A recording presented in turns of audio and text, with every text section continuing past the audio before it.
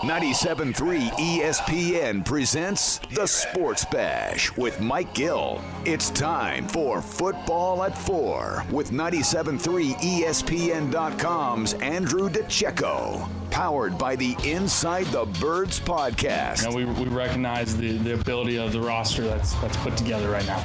And I think we have the ability to do something really special with this group, but it's going to take a lot of hard work. Now, live from inside the Matt Black Kia Studios, it's Football at 4. All right, Football at 4, powered by the Inside the Birds podcast and brought to you by PlaySugarHouse.com. Sign up now. They'll match your first deposit up to $250. Go to PlaySugarHouse.com and win real money with their sportsbook and casino games from the comfort of your home. Must be 21 or older to play. Gambling problem? Call 1-800-GAMBLER. All right, Andrew DiCecco's in. The Eagles getting ready for the Giants. But before we get there, I want to get some observations from Sunday from Andrew inside the NFC East. We had Giants and Washington face off. Now, the Eagles will play the Giants this week. And, Andrew, let's start with the Giants real fast. Where do you see this team halfway through their season? I know they got 9 games in, but, you know, right after the halfway point of the season, this seems like a team that fights hard every single week, is always in the game. Are they taking strides that should worry you for this game on Sunday?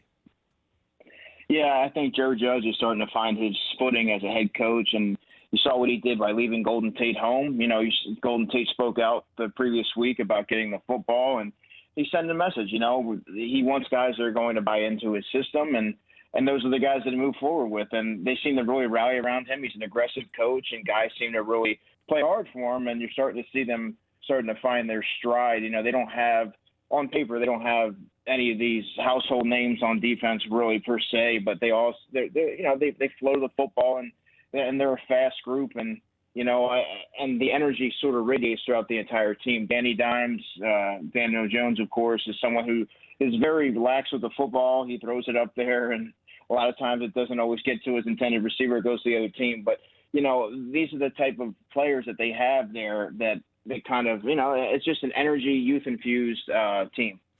Yeah, and I know that the last time they played, I mean, realistically, that game it was just a drop pass really from changing the outcome. It seems like they feel like a team that is gaining confidence and getting better. And then there's Dallas, who played pretty well yesterday. I mean, they were in the game. I think Dallas's defense is starting, like you said, they're starting to figure out Nolan's system a little bit more. Yeah, and that's the thing. Yesterday, people were asking me a lot about in the morning about, you know, what can you tell me about Garrett Gilbert? And I said, honestly, I can tell you that Garrett Gilbert's a better quarterback than Ben DiNucci. I was kind of floored that he was the 4th string and DiNucci was the 3rd string, but you know, because Garrett Gilbert's a guy who's been around for a while. He was the AAF MVP, of course, and his energy sort of, you got to see a little bit of that. The offense had some life yesterday, and they were able to make the plays that they should be able to make, you know, given the talent that they have there at the running back position and the receiver position. And Dalton Schultz made some nice catches as well. I thought he was remarkably poised for not really having any kind of NFL action. And then on defense, it seemed like they were counted out, and they kind of took the Eagles' approach when their back's against the wall, and they kind of surprised a lot of people by, you know, scratching and clawing, but ultimately the better team prevailed. So did your opinions change at all on the possibility of where the Eagles can finish after watching the Giants and Dallas play yesterday, and Washington, of course? No, Hunter, I still think the Eagles are the superior team in the NFC East. In fact, I'm certain of it. They just, from the coaching all the way down to, you know, the 53rd player on the roster, they just have a veteran group that they all seem to buy in to what Doug Peterson, you know, his mentality and his mindset. And I think that they're no matter what, you can never count the Philadelphia Eagles out. They've been through too many battles with a lot of these guys, like your Jason Peters, your Brandon Grahams, your Rodney McLeods. They just have a very high character locker room, and they're never to be counted out no matter who they're playing. Now, I will say that the Giants have impressed me a little bit from over the past couple of weeks, starting with their clash with Tampa Bay. I thought that they really rallied, and they're going to compete. And like you said, you know, if Evan Ingram doesn't drop that pass, on Thursday night, I mean, we could be talking about it. The Eagles could have easily lost that game. So they should not be taken lightly this week. Of the three teams, I mean, Washington, I think they have a pretty good defense, as we saw week number 1. They struggle with the quarterback position. The Giants, they fought hard on defense. I think they're limited at the quarterback position. And Dallas has had so many injuries. Which of the three teams is the biggest challenge? I mean, I would say Washington just from their defensive line. I think their defensive line is the best in football. If they can get adequate, mediocre quarterback play and get the ball to Terry McLaurin, I mean, they can kind of hang in any game. Their defensive line is that good where they can keep them in, and at least as far as NFC East standards, they can definitely keep them in any one of those games. I think the most well-rounded team would be the Giants, just based on what we've seen so far. I mean, from the quarterback spot, Daniel Jones, he's still growing and developing, but I think that Joe Judge is slowly starting to build something good there. Where they might not, they're not quite to the Eagles level, and they probably won't be. But I think that they can make things interesting over the next few seasons. All right, Andrew DiCecco, Football at 4. Let's look at some of the things coming out of this bye week for Philly. Number 1, let's start here with the news today. They have activated a 21-day practice window for Isaac Seumalo, which would, if he's able to play this weekend, I mean, they've activated practice windows and guys have been back ready to play. We'll hear from Doug on Wednesday, I guess, on that. But he would go back to left guard, we would imagine. So if Seumalo is healthy and ready to play on Sunday, what is the offensive line configuration, and what should the offensive line configuration be? Well, I know the big question here is what do you do at left tackle? And Jason Peters is still far and away the best left tackle option that the Eagles have. He played well the last game that they had against Dallas. And, I mean, if it's me, I'm Jason Peters at left tackle, Isaac Seumalo at left guard, Jason Kelsey at center. I'm going with Nate Herbig at right guard and Lane Johnson at right tackle. I think that group right there gives them the best chance to win. Obviously, Jason Peters is not likely to stay in every game, and that's where you have a guy like Jordan Mailata who's had this experience that he can step in there at left tackle. And there's going to be a slight drop-off, but he's kind of proven that he can handle his own there on the outside. So you're going Peters, Seumalo, Kelsey, Herbig, Lane Johnson, and then you have Mailata as the swing tackle. I guess the other option would be Mailata at left tackle, Peters at right guard, and Herbig goes to the bench. But you like Peters better at that left tackle spot then? Yeah, there's less uncertainty. I mean, there's less uncertainty there. He's not going inside and playing a position he's never played before, protecting Carson's blind side on the left side. You got to see he showed shades of dominance, which we've grown accustomed to seeing Jason Peters over the past number of years, and that's the kind of just having him out there. Carson seems just from a comfortability standpoint, I think having him out there would ease some of the pressure from Carson. And Nate Herbig's done a decent job at right guard. Now, is he a guy that you would ideally like to be starting? No, he's more of a he's a depth guy on most teams, but he's kind of held his own for some of his challenges. I mean, he's not an athletic guy. He's a bigger guy. He doesn't quite fit the Jeff Stoutland mold, but he does, generate a little bit of power in the running game. And there's some traits that you like there. And I think, he hasn't done, anything wrong to necessarily lose that spot at right guard. And I think having Jason Peters at left tackle is kind of what the Eagles need, especially when you have a scattershot quarterback, which Carson Wentz has been over the past, the past 8 games. How confident are you that Lane Johnson taking off last game, having this bye week, is going to allow him to get back to a version of himself where, he can push through that injury without having to take some snaps off or, be in significant amount of pain? Well, it's a little concerning that he keeps having that flare up, given that it's not supposed to be that significant of an injury. But he goes out there and he battles. To Lane's credit, that's what we've known from Lane, being someone who's going to be out there. But I think that this bye week is exactly what he needed, because he was going to go no matter what. If there was a game, yesterday, he would have tried to go, probably re-aggravated again and face another setback. But I think this is exactly what he needed. And when getting Isaac Seumalo back, this is going to be the strongest the offensive line has looked all season, knock on wood, if everything kind of goes as planned. All right, let's go to the news over the weekend. There's a report out there that both Miles Sanders and Alshon Jeffery will be ready to return for the game this week against the Giants. We know what Sanders brings to the table here, but let's get into Alshon. Does he have a role? Should he have a role? What is that role? Yeah, well, like we talked about last week, I don't think he's not taking away snaps from Travis Fulgham. Alshon's going to be a backup X. He's going to, if anything, he may end up making J.J. Arcega-Whiteside inactive. I think Alshon's going to be a red zone presence, someone that's going to go out there and at least work between the hashes and give Carson that jump ball receiver that they really were looking for J.J. to be. And those guys are they come into play, particularly in the red zone, and I think that's going to be his role as being a depth receiver right now. He hasn't earned the snaps. He certainly shouldn't be taking away snaps from Travis Fulgham, and I don't believe that he will. Let's look around and say, all right, Reagor, is he a guy? So is Reagor now essentially taking over the Deshaun Jackson role? I mean, is that how we see him fitting in? And Fulgham is taking over the Alshon role. Yeah, but I would also say that Jalen Reagor is a little bit more of a diverse player than Deshaun Jackson. Deshaun Jackson was someone who's going to typically his main asset is beating teams vertically, and Jalen Reagor can do so much more. He kind of reminds me of Steve Smith in that he's going to go up there and battle for the football. He's physical at the catch point. He's going to attack. He's going to high point the football. You can get him the ball in jet sweeps, and he's going to make guys miss and fight through some tackles, and he could take a screen pass and go the distance. So he can do so many different things, and it's going to be interesting to see the new wrinkles that they've added over the bye week, because he can bring so much juice to the offense, and it's kind of exciting to kind of think about. Yeah, and then there's Greg Ward. I mean, does his role change at all? I mean, does putting Alshon back in the offense, affect him at all?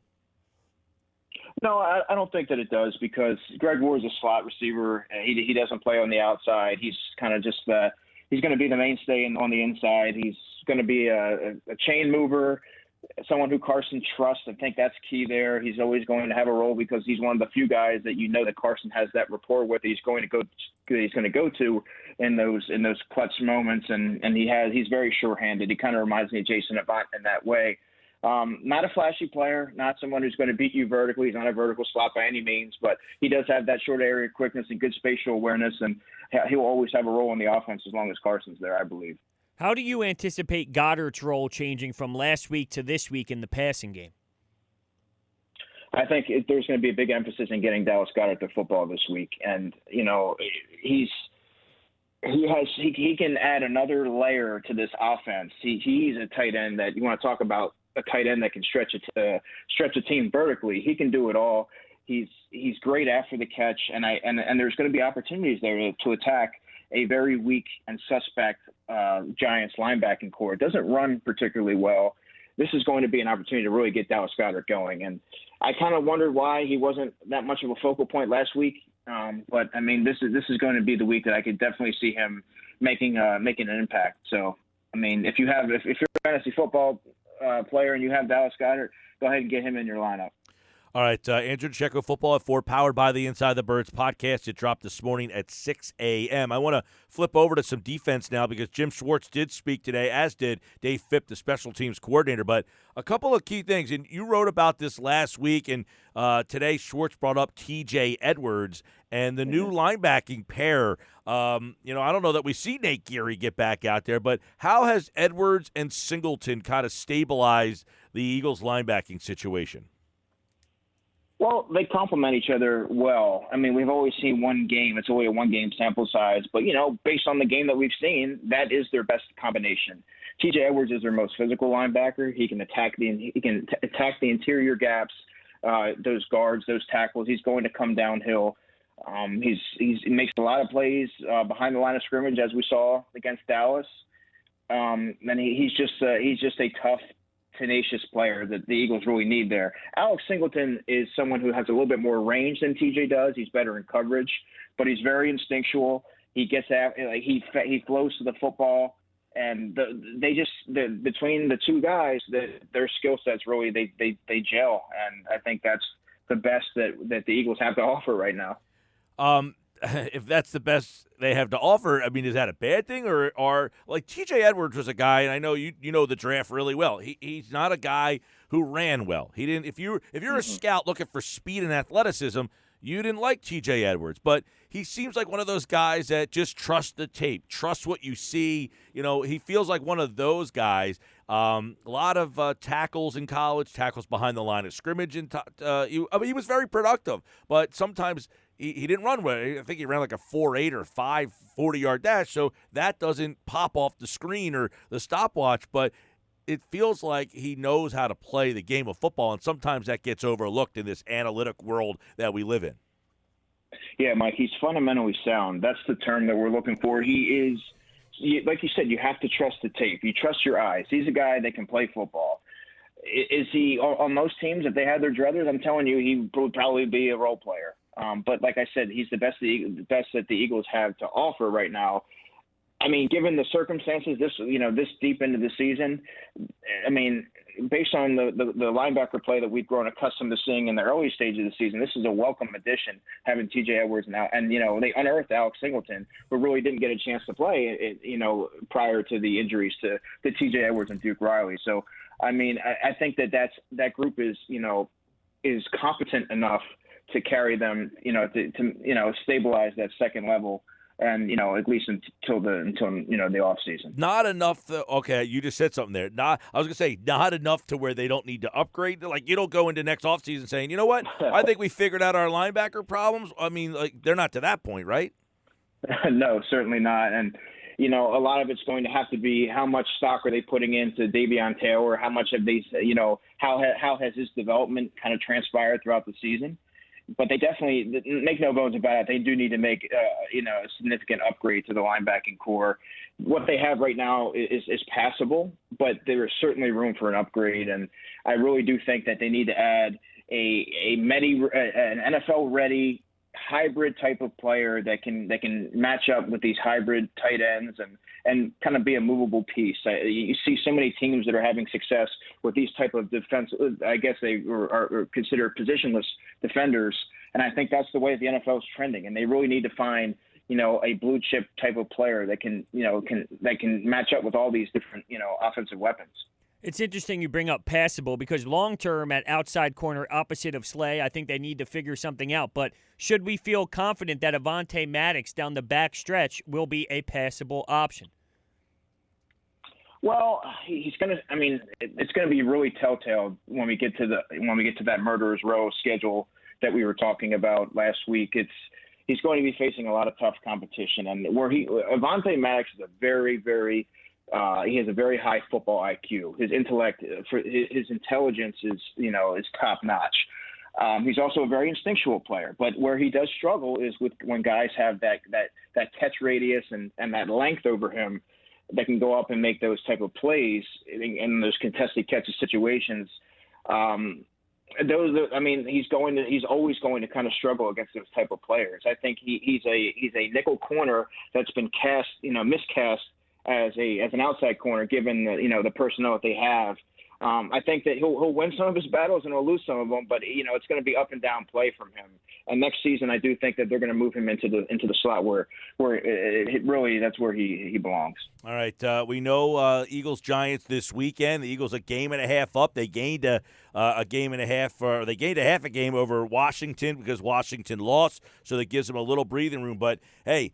I think a lot of people are just kind of looking at this, all right, you got to win your NFC East games and see if you can sneak a game. But this game, no gimme this week. But this is the healthiest this team has been in a long time, probably all season long here, Andrew. And you look ahead to say, how many wins coming out of this break? How many wins are you pegging this team for? Maybe 3 or 4. It's tough to kind of see. I mean, like we were talking about that tough slate of games. I think they can take out the Browns, but I mean, we're talking about this week the Giants have the momentum of playing 2 quality games back to back. The Eagles have an advantage of having that bye week, but sometimes that can tend to work against teams. they can come out flat the next week. They're going to have to come out ready to go because this Giants team, listen, I'm sure they feel they should have won that game, and they're going to come out with a chip on the shoulder with something to prove. And this Eagles team can't come out like they did against Dallas and expect to win. Jim Schwartz today, he brought up about the fact that, hey, look, this defense, I don't know, how would you describe this defense this year? We talked to Grayson earlier. He did the grades for the first half. He gave Jim Schwartz a D. I thought that was being a little harsh. I don't know that this defense has been I'd say they've been good. Not great. They're average. They're okay. Yeah, they're okay. I mean, certainly we expected more from the defensive line, particularly Javon Hargrave. Brandon Graham's been outstanding. The second level, we pretty much anticipated that not being, less than stellar. They haven't gotten that. That's where they're leaking their oil. And then in the secondary, outside of Darius Slay, I mean, their second corner spot has been a problem all year. I mean, I think that Jim Schwartz, I think a D grade's a little bit harsh.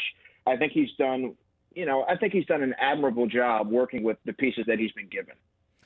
All right, Sunday, it all starts back up. The Eagles will be healthy as they've been all season. You're going to see we'll see on Seumalo, but it sounds like you're going to get Sanders and Jeffrey back. You're not going to have Ertz back out there, but this is about as healthy as an offense you're going to get all season. The defense has been relatively healthy, and, of course, we'll start to dive a little bit deeper into this game throughout the rest of the week. Andrew DiCecco's back tomorrow with more on this Eagles-Giants matchup. By the way, I wanted to ask you this, okay?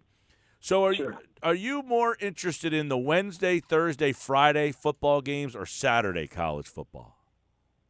Oh, man, that is a great question, Mike. How about all the above, man? I'm a huge, huge college football fan. But you know what? So these Wednesday games, I have to say, they've been awesome to watch.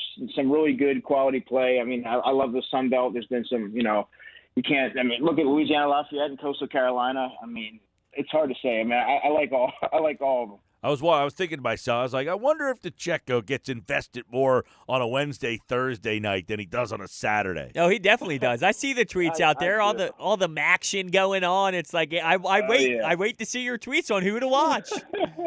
Yeah, man. People contact me all the time. They're like, dude, you can tell us about Central Arkansas and players to watch. Like that's insane.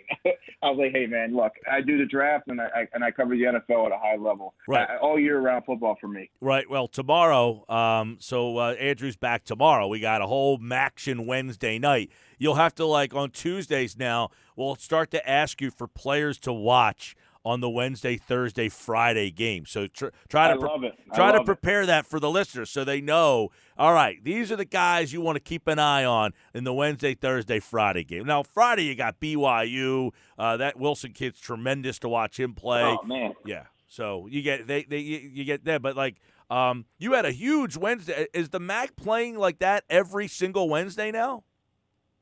That's what it's looking like, and that's actually, great news for me. I mean, they got So tomorrow, Andrew's back tomorrow. There's 3 Maction games tomorrow, and 3 on Wednesday. There's 1 Thursday game, and then on Friday there's a slate. So I want to try to get which players to watch in the Tuesday, Wednesday, Thursday, Friday games. All right.